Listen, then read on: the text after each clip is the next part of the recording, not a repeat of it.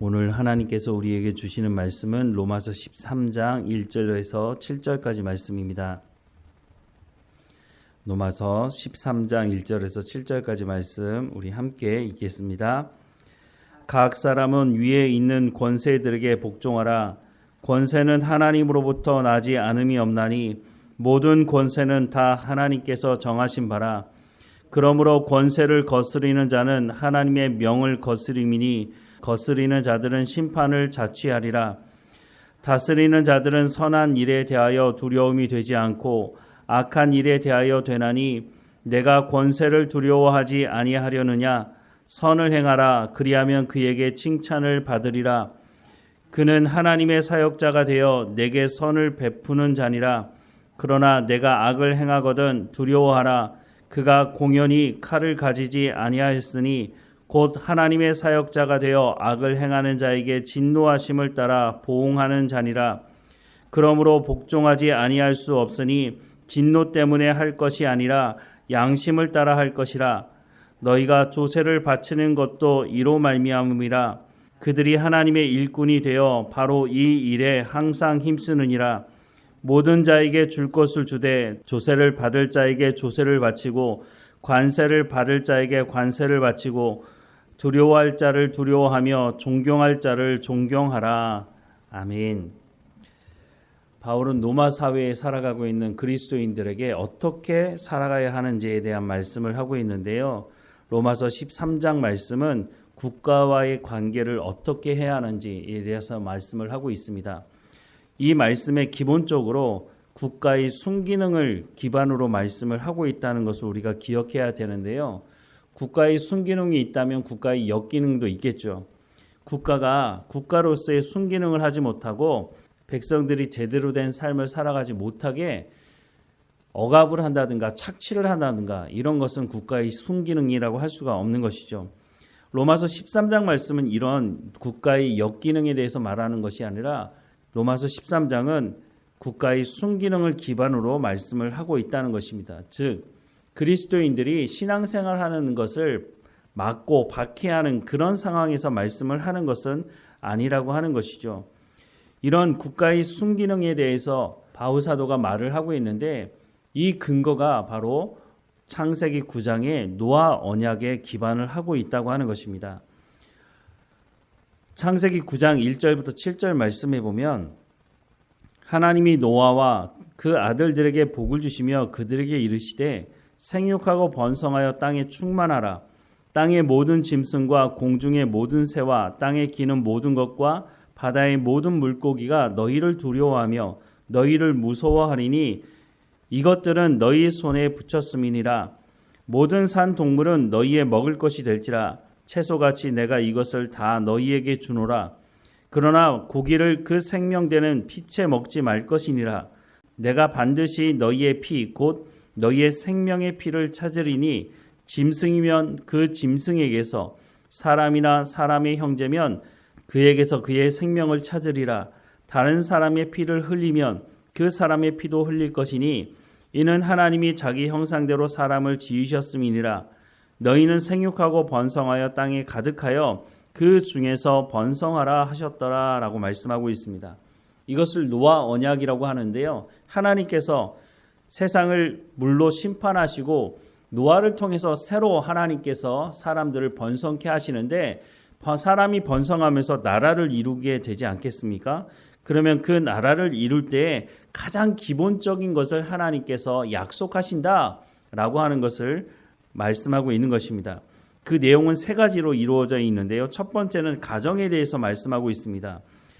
창세기 9장 1절 말씀해 보면 하나님이 노아와 그 아들들에게 복을 주시며 그들에게 이르시되 생육하고 번성하여 땅에 충만하라 라고 말씀합니다.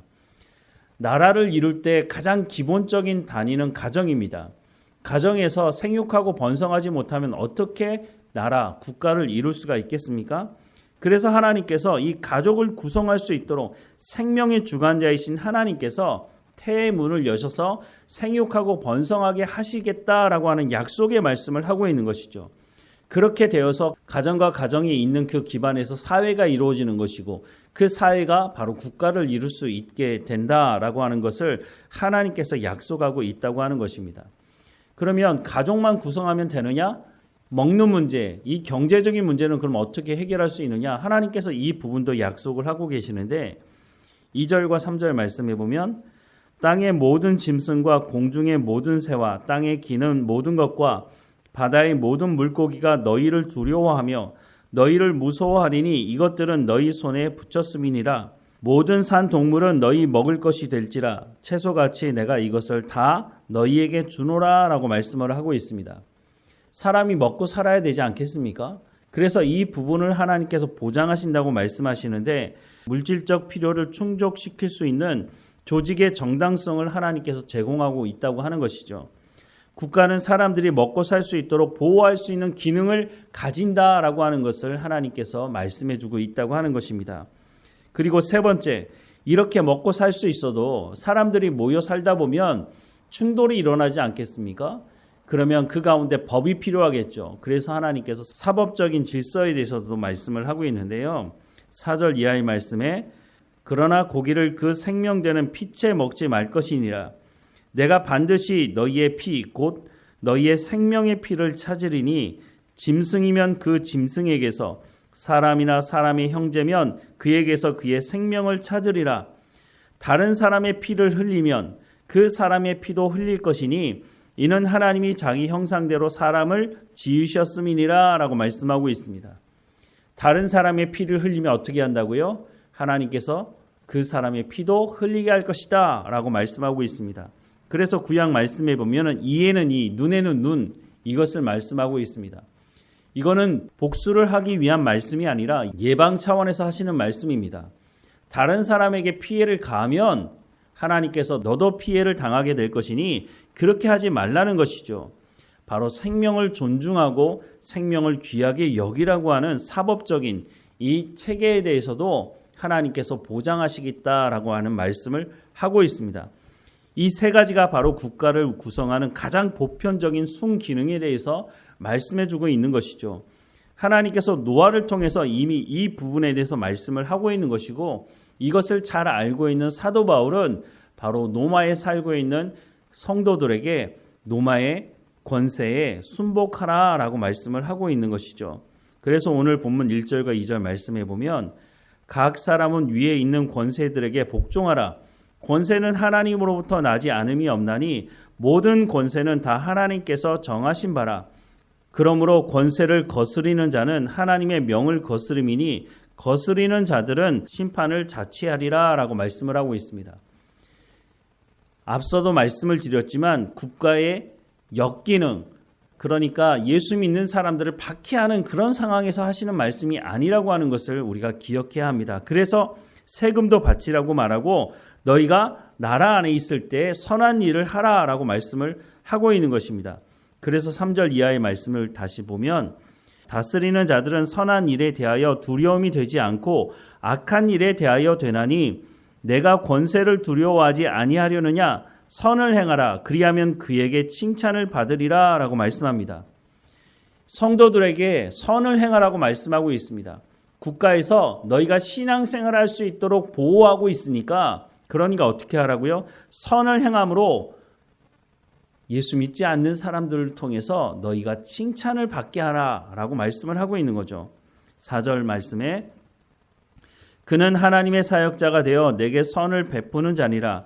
그러나 내가 악을 행하거든 두려워하라. 그가 공연히 칼을 가지지 아니하였으니 곧 하나님의 사역자가 되어 악을 행하는 자에게 진노하심을 따라 보응하는 자니라. 그러므로 복종하지 아니할 수 없으니 진노 때문에 할 것이 아니라 양심을 따라 할 것이라. 너희가 조세를 바치는 것도 이로 말미암음이라. 그들이 하나님의 일꾼이 되어 바로 이 일에 항상 힘쓰느니라. 모든 자에게 줄 것을 주되 조세를 받을 자에게 조세를 바치고 관세를 받을 자에게 관세를 바치고 두려워할 자를 두려워하며 존경할 자를 존경하라 라고 말씀을 하고 있는 것은 바로 창세기 9장의 노아 언약에 기반을 하고 있기 때문에 그리스도인들에게 국가의 보호 아래에서 신앙생활을 할 수 있는 것이 감사한 일 아니냐?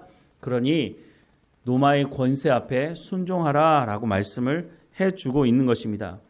다시 한번 말씀을 드리지만 국가의 순기능이 있을 때 그렇게 하라라고 말씀을 하고 있는 것이지 모든 나라가 이 순기능을 온전히 이루지는 못했다고 하는 것을 인간의 역사 속에서 우리는 알 수 있습니다. 로마만 하더라도 이 당시에는 그리스도인들을 그렇게 심하게 박해하지 않았지만 시간이 흐른 뒤에는 예수 믿는다는 이유 때문에 잡아서 죽이는 국가의 그런 역기능이 일어날 때도 있었다고 하는 것을 우리가 기억해야 한다고 하는 것이죠. 오늘 우리가 살아가는 이 시대도 마찬가지입니다. 우리가 한국이라고 하는 대한민국이라고 하는 나라 안에 조직 안에 우리가 살아가고 신앙생활하고 있습니다. 우리가 이 나라에서 살면서 신앙생활할 때 이 나라가 앞장서서 예수 믿는 사람들을 박해합니까? 그러지 않죠. 우리가 이 안에서 국가의 순기능 안에서 우리가 신앙생활을 잘 할 수 있도록 세금을 내는 것도 마땅하다라고 하는 것을 말하고 있는 것이죠. 우리가 이렇게 신앙생활할 때에 참 혼란스러운 부분들을 또 만나게 되는데 우리가 살아가는 이 시대 어떻습니까? 교회 안에서도 정치적인 문제를 이야기하면서 극좌냐 극우냐 이런 것을 따라 어리석은 판단을 하고 있다고 하는 것이죠. 우리가 이럴 때 하나님의 말씀을 더 온전히 붙들고 살아가야 한다는 것을 우리가 기억해야 한다고 하는 것입니다. 나라가 있는 것이 무정부 상태로 있는 것보다 훨씬 더 낫다고 하는 것을 우리가 기억해야 하는 것입니다. 만약 정부가 없는 무정부 상태가 된다면 우리가 제대로 된 신앙의 삶을 살아가는 것은 정말 어려울 것입니다. 우리가 깨어 있어야 한다고 하는 것이죠. 이럴 때 우리가 더욱 하나님의 말씀을 붙들고 하나님께서 말씀하는 말씀이 무엇이냐, 또 우리가 오늘 본문의 말씀을 통해서 보자면 너희가 선을 행하라고 말씀하고 있습니다. 하나님의 말씀을 듣고 순종하는 것이 바로 선을 행하는 것일 텐데 그렇게 행할 때에 세상 사람들이 우리를 향해서 칭찬하지 않겠느냐라고 말씀하시는 이 말씀을 마음 깊이 새겨야 한다는 것입니다. 그런데 오늘 교회를 보면 교회 안에서 이 정치적인 문제를 다루면서 아예 드러내놓고 정치 한복판에 들어가는 목회자들, 그 목회자들의 그 잘못된 선동을 통해서 많은 사람들이 잘못된 생각을 가지게 되는 것도 우리가 보게 되는 것이죠. 교회 안에는 극좌, 극우고 물론 교회 안에 정치적인 성향을 가지는 여러 사람들이 있습니다. 하지만 목사가 앞장서서 한쪽에 정치적인 편향을 갖도록 하는 것은 그 목사부터 하나님 앞에 심판을 받게 될 것입니다. 하나님의 말씀의 기준을 가지고 하나님의 말씀을 전해야지 교회 안에서 이렇다 저렇다 정치적인 성향을 밀어붙이는 것은 그것은 정말 잘못된 것입니다. 또한 교인들이 그런 생각을 가질 수 있도록 말하는 것도 그건 하나님 말씀에 보면 어느 곳에서도 말씀하지 않는 것입니다. 그러니 우리가 교회 안에서는 정치적인 문제를 가지고 서로 다툴 문제도 아니고 목사가 앞장서서 정치적인 성향이 이렇다 저렇다 추구하는 것도 잘못된 것이라고 하는 것을 우리가 말씀을 통해서 분명히 깨달아 알아야 하는 것이죠. 목사가 그런 얘기를 할 때 오히려 성도들이 어디 하나님께서 그런 말씀을 하십니까? 라고 하는 것을 제기해야죠. 그래야 목사가 정신 차리지 않겠습니까? 오늘 이 시대를 살아가면서 나라가 어떤 기능을 해야 하는 것인지를 오늘 본문을 통해서 또 노아 언약을 통해서 말씀하는 이 기준을 가지고 우리가 어떻게 하면 하나님의 백성으로 하나님의 말씀에 순종하며 살아갈 것인지를 우리가 다시 한번 기억하며 하나님께서 말씀하시는 선을 행하는 우리의 삶이 되어야 할 것입니다. 교회는 중심을 지킨다고 하기보다는 우리가 하나님의 말씀을 붙들고 살아가야 한다는 것을 분명히 기억해야 한다고 하는 것이죠. 오늘 우리 가운데 말씀하시는 이 말씀을 가지고 우리에게 맡겨진 우리의 삶의 현장에서 최선을 다하며 충성을 다하며 살아가는 우리의 삶이 되기를 주님의 이름으로 축원합니다. 기도하겠습니다. 사랑하는 하나님, 오늘 이 시대에 정치적으로 혼란스러운 이 시대를 살아가고 있습니다. 교회마저도 잘못된 정치적인 편향을 가지고 잘못된 말을 하고 있는 목회자들과 또 성도들이 있는 것을 보게 됩니다.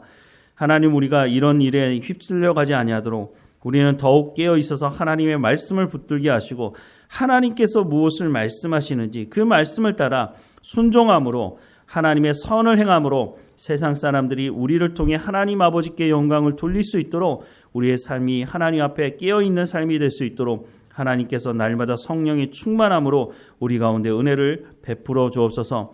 한국교회를 불쌍히 여겨주옵소서. 한국교회 안에 정치적인 편향을 가지고 살아가지 않도록, 특별히 목회자들이 하나님의 말씀을 붙들고 살아가야지 정치적인 편향을 가지고 살아가지 않도록 하나님 불쌍히 여겨주옵소서.